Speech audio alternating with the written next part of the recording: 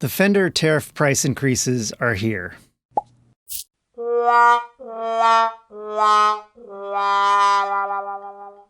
I've been working on another video, but yesterday I discovered something that I need to talk about right away.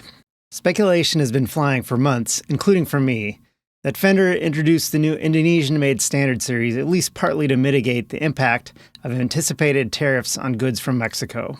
Well, that may be true, but how many of us anticipated tariffs on goods from everywhere, even uninhabited islands in the middle of the Indian Ocean? And yet, here we are. I first noticed a price increase on the Squier Affinity Precision Bass, which is made in Indonesia. I happened to buy one in January for my Frankenbass project, and at the time they were going for $279.99.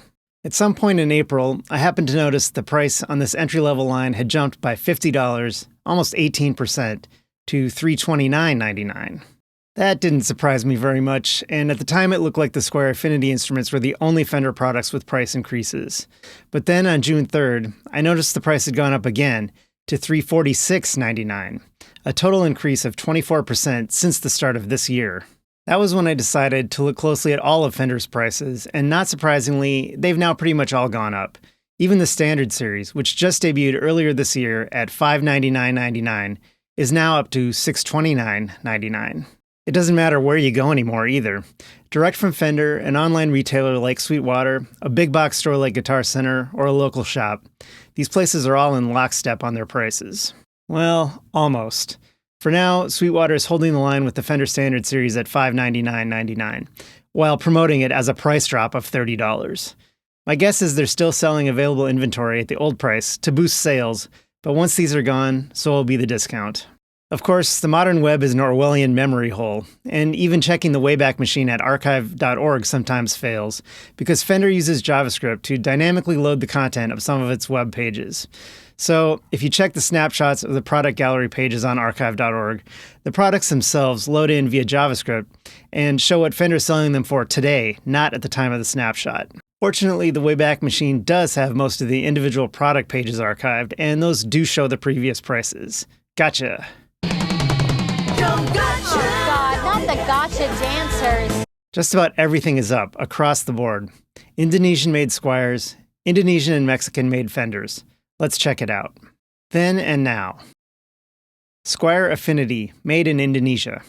The current price is $346.99, but on April 9th it was $329.99. And oops, Fender hasn't been updating the prices on out-of-stock finishes, so if we look at the Burgundy Mist, it's still listed at $279.99 even on Fender's live website. Squier Classic Vibe, made in Indonesia. The current price is $473.99, but on April 20th it was $449.99. Fender Standard, made in Indonesia. The current price is $629.99, but on April 14th it was still $599.99, which was a price Fender made a very big deal about at launch, just back in January. Interestingly, Fender's URL conventions have been remarkably consistent over the years, so the Wayback Machine also has a snapshot from October 2012, when the then Made in Mexico Standard Series still existed, and was selling at the time for around $800. That's equivalent to $1,118 today. Fender Player 2, made in Mexico. The current price is $839.99, but on April 15th it was $799.99.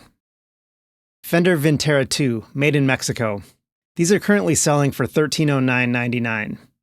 Unfortunately, the Wayback Machine doesn't have any snapshots for this model, and it's not a line I've ever been particularly interested in, but I have the number 1099 in my head. I think that may have been the price of the original Vintera line a few years ago, but regardless, I'm sure that the Vintera 2 was under $1,300 the last time I checked.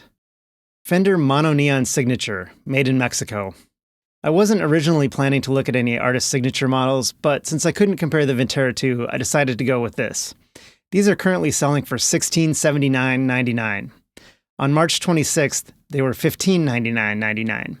I'm pretty sure this is the most expensive artist signature instrument Fender makes in Mexico, and now it's even more expensive.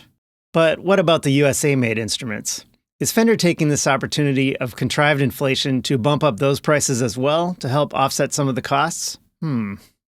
The American Performer and Professional lines are actually on sale for a substantial discount. Fender American Performer. On April 22nd, the Wayback Machine showed these going for $1499.99. Fender's still showing that as the list price, but currently has them on sale for $1199.99. That honestly is a hell of a deal. I was looking at buying one of these back in 2018, and that's what they cost back then. If you're in the market for one of these, now's the time.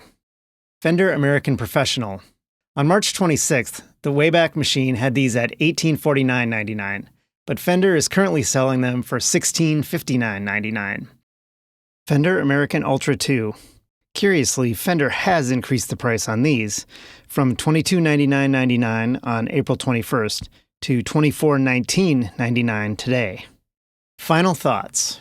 Interestingly, guitars and basses may be one of the few products where the stated intention of tariffs, encouraging more domestic manufacturing, might actually work because we do still have the manufacturing capabilities in this country, unlike with smartphones and computers.